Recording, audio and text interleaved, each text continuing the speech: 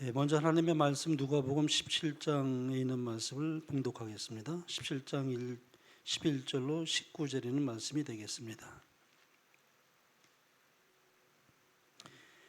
예수께서 예루살렘으로 가실 때에 사마리아와 갈릴리 사이로 지나가시다가 한 마을에 들어가시니 나병 환자 10명이 예수를 만나 멀리 서서 소리를 높여 이르되 예수 선생님이여 우리를 불쌍히 여기소서 하거늘 보시고 이르시되 가서 제사장들에게 너희 몸을 보이라 하셨더니 그들이 가다가 깨끗함을 받은지라. 그 중에 한 사람이 자기가 나은 것을 보고 큰 소리로 하나님께 영광을 돌리며 돌아와 예수의 발 아래 엎드려 감사하니 그는 사마리아 사람이라. 예수께서 대답하여 이르시되 10사람이 다 깨끗함을 받지 아니하였느냐? 그 9은 어디 있느냐? 이 이방인 외에는 하나님께 영광을 돌리러 돌아온 자가 없느냐 하시고 그에게 이르시되 일어나 가라 내 믿음이 너를 구원하였느니라 하시더라. 오늘 이 말씀에 보면은 10명의 나병 환자가 있었습니다. 이 10명의 나병 환자들은 사람들과 격리되어 마을에서 멀리 외딴 곳에서 살게 되었습니다. 그 중에 9명은 유대 사람이었고 1명은 사마리아 사람이었다라고 말씀합니다. 그런데 어느 날 예수님께서 사마리아와 갈릴리 사이로 지나가신다는 소문을 그들이 듣게 됩니다.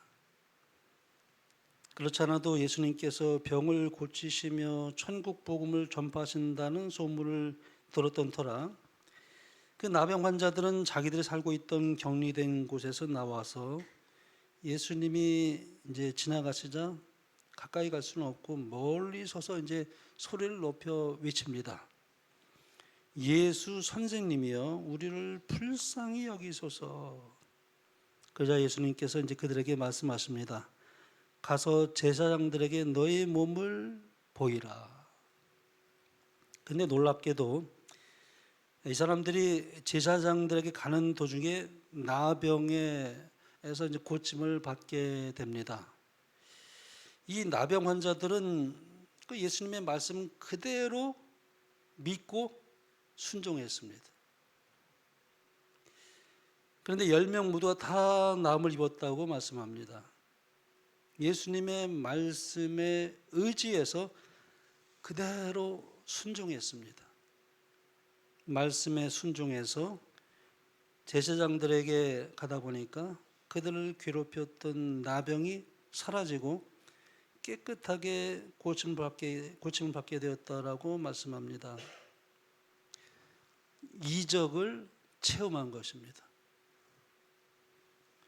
이렇게 주님의 말씀에 순종한 것이 이적을 만들어냈습니다.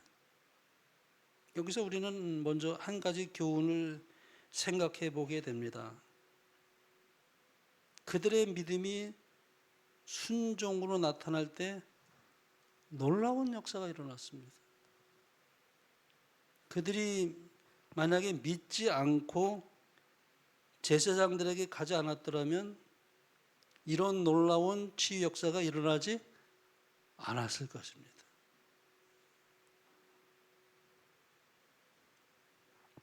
믿음이라는 것은 반드시 순종이라는 열매를 가져옵니다. 영감의 글에 보면 이렇게 말씀하고 있습니다. 믿음은 하나님의 약속을 주장하며 순종의 열매를 맺는다. 그러니까 이 10명의 나병 환자들이 예수님의 말씀을 듣고 자기들이 낫지도 않았지만은 가서 제사장들에게 보이라 하는 그 말을 믿고 순종한 겁니다. 믿음이 있었죠. 믿음이 없었다면 가지 않았을 겁니다. 그 말씀대로 믿고 순종했더니 가는 도중에 나음을 입었어요. 그러니까 믿음은 반드시 순종을 가져옵니다. 영감의 글은 이렇게 말씀합니다. 하나님께서 우리의 요구를 들어주신다는 것을 보거나 느끼기 때문에 믿어서는 안 된다. 우리는 그의 약속을 신뢰해야 한다. 우리가 믿음으로 그분 앞에 나아올 때에 모든 탄원이 하나님의 마음에 들어간다. 우리는 하나님의 축복을 구한 후에는 그것을 받을 것을 믿어야 하며 우리가 이미 받은 것을 인하여 그분께 감사해야 한다. 그 다음에 우리는 우리가 가장 필요로 하는 때에 그 축복이 주어질 것을 확신하고 우리의 의무를 행하기 위해 나아가야 한다. 우리가 이렇게 행하기를 배웠을 때 우리의 기도가 응답을 받는다는 것을 알게 될 것이다 라고 우리가 이제 그런 교훈을 얻게 됩니다. 그러므로 하나님께서 기뻐하시는 믿음은 보고서 믿는 믿음이 아니라 보지 않고도 하나님의 약속을 신뢰하는 믿음이라고 말할 수 있습니다. 보지 않았지만 하나님의 말씀을 신뢰하는 것입니다. 예수님께서 부활하셔서 다락방에 있는 제자들에게 나타나셨습니다. 그때 마침 이 도마가 그때 그 자리에 없었어요. 나중에 제자들이 이제 도마에게 말했죠. 우리가 주를 보았노라. 그러나 도마가 말했습니다. 나는 주님의 손에 있는 그 못자국을 보지 않고는 믿지 못하겠어. 내 손가락을 그 못자국에 넣거나 그 옆구리에 넣어보지 않고는 난 믿지 못하겠다. 여드레가 지났습니다. 제자들이 다시 다락방에 모였을 때 그때는 도마도 함께 있었습니다. 그때 예수님께서 다시 나타나셨습니다. 그리고 도마에게 말했습니다. 도마야, 내 손가락을 이리 내밀어 내 손을 보고 네 손을 내밀어 내 옆구리에 넣어보라.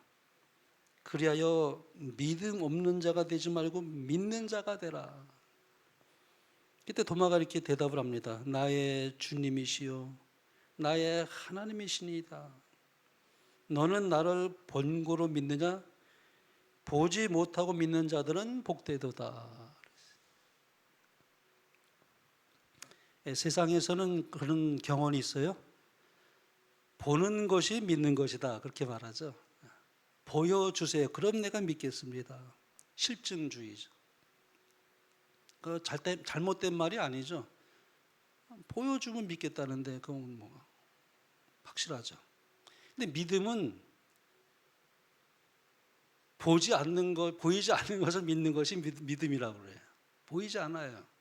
영적인 것은. 우리 마리아에게 그랬죠. 예수님께서 나사로가 부활할 때 믿질 못할 때 그랬죠. 믿으면 영광을 보리라 그랬어요. 믿으면 영광을 보리라 그랬죠. 믿으면 보입니다. 믿음이라는 것은 아주 신기합니다. 우리가 보지는 못했지만 확신합니다. 그게 믿음이에요. 너는 나를 본고로 믿느냐? 보지 못하고 믿는 자들은 복되도다. 이적을 보고 믿는 믿음보다도 성경에 기록된 그 예언의 말씀이 성취된 것을 보고 믿는 믿음이 더 확실합니다. 저는 예수님을 본 적이 없어요. 예수님 당시엔 제가 태어나지도 않았으니까요. 근데 저는 성경을 읽고 성경에 나타난 그 예언이 정확하게 성취된 것을 제가 이것을 보고 난 다음에는 전혀 믿어 의심치 않습니다. 아니, 보지 못했지만은 확실합니다. 근데 그거를 예수님께서 부활하셔서 제자들에게 성경을 가르쳐서 그분이 성경에 예언된 대로 어떻게 성취된 것을 가르쳤을 때 그들이 다시는 흔들리지 않았어요. 그들이 그 뭐 예수님께서 이적을 행하실 때 다 봤잖아요. 그런데도 예수님 십자가 못 보게 돼 다 도망갔습니다. 다 도망갔어요. 보고 믿는 이적이 확실한데도 불구하고 다 도망갔습니다. 근데 예수님께서 또다시 이적을 보였습니까? 이적을 보이지 않았어요. 나타나셔서 성경을 가지고 그 예언이 어떻게 성취된 것이 자신에게 적용되는지를 가르치고 난 다음에는 그들의 마음이 뜨겁지 아니하더냐 그랬거든요. 그래서 우리가 성경을 통해서 예수님을 본 사람은 그 믿음은 확실합니다. 확실합니다.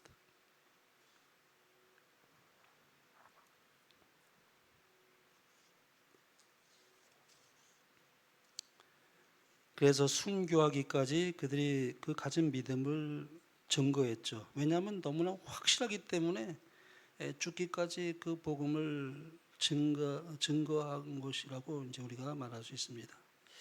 베드로가 이제 예수님께서 부활하셔서 이제 다락방에 나타나셔서 성경을 가르치실 때 그것을 아마 회상한 것 같아요. 그러면서 이제 기록한 것이 베드로전서 1장에 있는 말씀입니다. 그는 이렇게 기록했습니다. 예수를 너희가 보지 못하였으나 사랑하는도다. 이제도 보지 못하나 믿고 말할 수 없는 영광스러운 즐거움으로 기뻐하니 믿음의 결국 곧 영혼의 구원을 받음이라. 이 구원에 대하여는 너에게 임할 은혜를 예언하던 선지자들이 연구하고 부지런히 살펴서 자기 속에 계신 그리스도의 영이 그 받으실 고난과 후에 받으실 영광을 미리 증언하여 누구를 또는 어떠한 때를 지시하는지 상고하니라. 그러니까 이제 구약에 보면은 예수님에서 수백 가지 예언이 나와 있거든요. 어느 때 어떻게 그분이 어떤 모습으로 어디서 출생하시고 어떻게 돌아가실지 그 모든 것이 아주 이 선지자들이 그 주의 영이 임하여 그것을 이렇게 전하게 될 때 그들은 그것을 상고했다고 했습니다. 근데 그것을 그대로 우리 예수님께서 제자들에게 나타나서 가르쳤던 것을 사도 베드로가 그것을 회상하면서 베드로 후서를 이렇게 기록한 것입니다. 이것은 눈으로 본 것보다 더 확실한 거였어요. 그래서 나중에 베드로는 또 이제 베드로후서 1장에 이렇게 기록했습니다. 우리 주 예수 그리스도의 능력과 강림하심을 너에게 알게 한 것이 교묘히 만든 이야기를 따른 것이 아니요. 우리는 그의 크신 위엄을 친히 본 자라. 그 변화산에 있었던 그 예수님의 영광스러운 모습을 이제 여기 이렇게 말하는 거거든요. 그의 영광을 그의 크신 위엄을 친히 본 자라. 직접 눈을 목격했던 그런 경험이 있었죠. 변화산 경험이요. 지극히 큰 영광 중에서 이러한 소리가 그에게 나기를 이는 내 사랑하는 아들이요 내 기뻐하는 자라 하실 때에 그가 하나님 아버지께 존귀와 영광을 받으셨느니라. 이 소리는 우리가 그와 함께 거룩한 산에 있을 때, 변화산이죠. 거룩한 산에 있을 때에 하늘로부터 난 것을 들은 것이라. 그들이 직접 들었어요. 하나님 아버지의 음성을 직접 들었습니다. 또 우리에게 들은 것이라 또 우리에게는 더 확실한 예언 이런 표현을 했단 말이에요. 그들이 그걸 보고 여기가 좋사오니 그랬어요. 얼마나 영광스러웠는지 초막 셋을 지어서 우리가 함께 거하면 좋겠나이다 그랬어요. 그 정도로 아주 너무나 확실한 그런 그 변화성 경험을 목도했지만 그러나 그 경험보다 더 확실하다는 거예요. 예언이. 참 놀라운 표현 아닙니까? 또 우리에게는 더 확실한 예언이 있어. 어두운 데 비치는 등불과 같으니 날이 새어 샛별이 너희 마음에 떠오르기까지 너희가 이것을 주의하는 것이 옳으니라. 그래서 우리가 다니엘서 요한계시를 우리가 읽고 우리 재림교회가 그 빛을 받는 것은 엄청난 큰 축복입니다. 예언의 은사, 예언의 선물을 우리에게 주신 것은 엄청난 축복이에요. 그걸 우리가 깨달은 것은 정말 너무나 확실합니다. 예수님의 재림은 너무나 확실하고, 그리고 앞으로 이제 어떤 일이 있게 될 것을 다 알고 있는 유일한 백성이에요. 우리 재림교인들이. 다른 일반 장감리, 우리 일반 개신교인들은 그걸 모르고 있습니다. 근데 우리 재림교인들은 앞으로 어떻게 일어날 것을 다 알고 있는 백성이에요. 더 확실한 예언 그랬습니다. 그런 예수님을 우리의 눈으로 보지 못했지만 본 것보다도 더 확실하게 믿고 있는 백성들이죠. 그분의 말씀과 예언을 통해서 그것이 가능합니다. 그래서 우리가 이 말씀을 통해서 예수님을 만나 뵙는 경험이 참으로 필요합니다. 이것은 주의 영, 성령으로만 가능한 일이에요.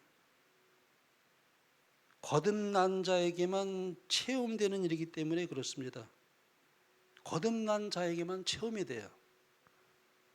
그래서 예수님께서 니고데모에게 이런 말씀하셨죠. 진실로 진실로 내게 이르노니 사람이 거듭나지 아니하면 하나님 나라를 볼 수 없느니라. 그러니까 이 말씀은, 그러니까 거듭난 사람은 뭘 볼 수 있다는 거야? 하나님 나라를 볼 수 있다는 말씀이거든요. 우리가 하나님 나라를 보죠. 하나님 나라를 우리가 보지 않습니까? 하나님 나라를. 그러므로 믿음은 그야말로 바라는 것들의 실상입니다. 또 보지 못하는 것들의 증거가 됩니다. 보지를 못했지만 너무나 확실합니다. 10명의 나병 환자들이 그들의 나병이 나은 것을 보지 못했음에도 불구하고 예수님의 말씀을 믿고 제사장들에게 그 몸을 보이러 갑니다. 실제로 아직 낫지는 않았지만 믿음으로 순종한 것입니다. 그런데 가는 도중에 그들이 자기들의 그 문드러진 몸이 완전히 나은 것을 보게 된 것입니다. 이렇게 치유함을 받은 그들이 그 기쁨이 얼마나 컸을까요? 상상이 되지 않습니까? 얼마나 기가 막힌 일이죠. 자기가 손이 완전 문드러지고 이게 뼈도 이렇게 그냥 뭉툭손이 됐는데 그게 정상적인 손으로 변한 걸 봤으니 얼마나 그들이 놀랐겠습니까? 기쁨이 아주 환희가, 우리는 그것을 상상할 수가 있죠. 그 기쁨이 아마 하늘을 찔렀을 것입니다.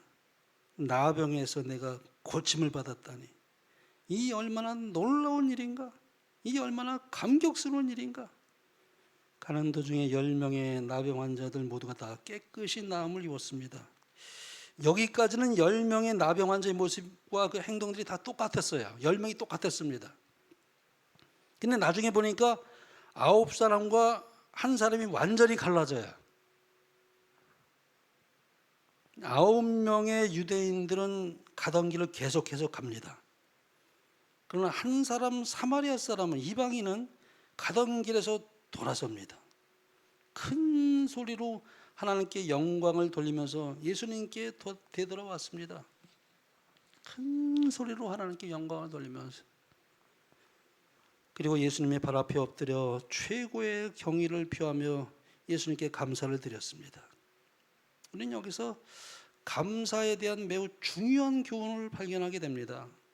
우리 생각에는 감사하는 일이 참 쉬울 것 같지만 감사를 표하는 것이 우리가 생각하는 만큼 쉽지만은 않은 것 같아요.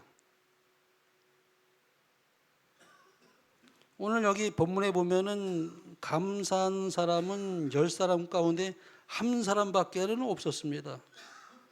감사하지 못한 사람과 감사한 사람의 비율이 9대1이었습니다. 9대1. 그만큼 사람들이 하나님께 감사한 일이 쉽지 않다는 얘기입니다. 왜 그럴까요, 여러분? 왜 사람들이 하나님께 감사하지를 못하는 것일까요? 그에 대해서 바울은 로마서 1장에서 이렇게 말씀했습니다. 하나님을 알되 하나님으로 영화롭게도 아니하며 감사치도 아니하고 오히려 그 생각이 허망하여지며 미련한 마음이 어두워졌나니. 이게 마음이, 죄악이 뭐예요? 죄로 인해서 타락한 상태입니다. 마음이 어두워졌다 그랬어요. 허망해지고 어두워졌다니 그랬습니다. 그 앞에 읽어보면 그 죄로 타락한 그들의 그 실상이 쫙 나와요. 죄로 타락한 인간의 특성 가운데 하나가 뭐냐 하면은 하나님께 감사할 줄을 모른다는 것입니다. 이것은 타락한 천사장이었던 루시퍼도 마찬가지였어요. 하나님께서는 모든 천사들 중에서 가장 아름다운 한 천사를 창조하셨고 그 천사들을 다 다스리게 했습니다. 루시퍼 입장에서 보면은 이 얼마나 감사하고 영광스러운 특권이겠습니까? 그렇지만 루시퍼는 하나님께 감사하지 않았다고 영감의 글은 그렇게 기록합니다. 오히려 그는 더 큰 욕심을 품게 됩니다. 그리고 하나님의 자리를 탐하였어요.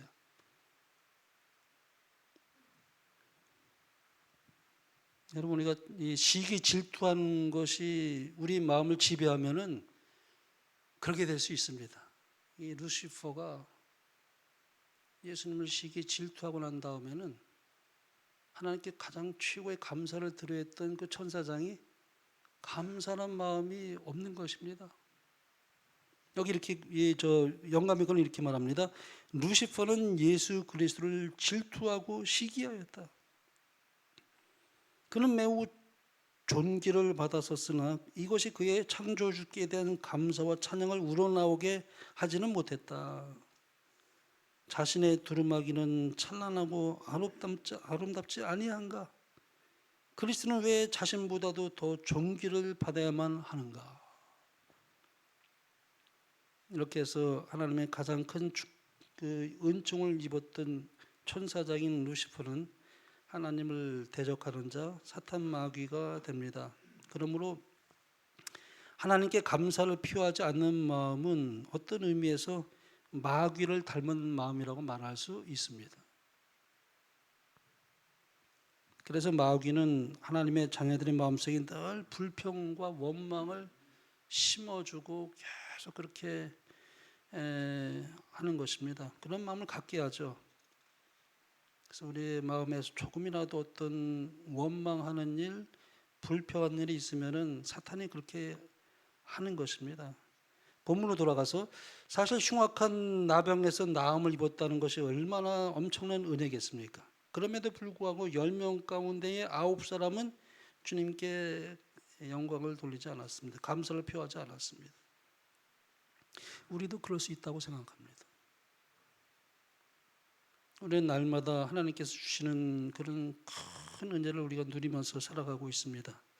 햇빛도 주시고 비도 내리시고 계절마다 맛있는 과일을 주시고 일용할 양식을 주시고 참 놀라운 그런 은혜를 우리가 날마다 누리며 삽니다. 그런데 또한 사실 생각해 보면 우리는 나병보다도 더 흉악한 병인 죄의 문둥병으로부터 고침을 받았습니다.